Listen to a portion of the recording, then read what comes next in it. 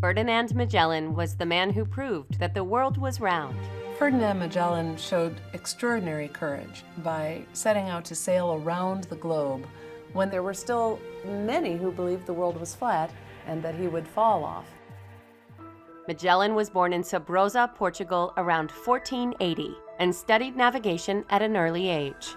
In 1505, Magellan traveled with the new arriving Portuguese viceroy to India and got his first taste of sea travel, the itch to explore.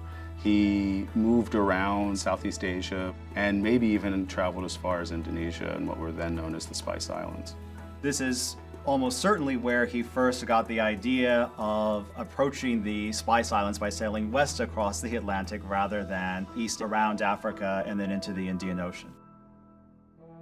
When Magellan returned to Europe, he tried to get financing for an expedition to find this new western route to Asia. Eventually traveling past what is today Argentina, Magellan found a route to the Pacific, which is now known as the Straits of Magellan.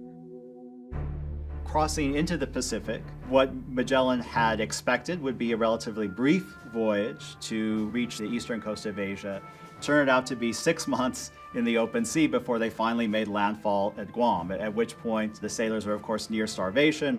When Magellan and his crew arrived in the Philippines, this was charted territory. They knew where they were.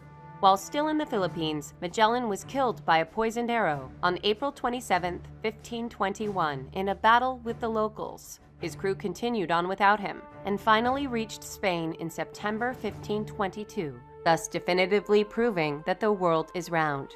Magellan changed the way Europeans navigated. He increased the knowledge of seafaring navigation exponentially, and in the process made the world a much smaller place.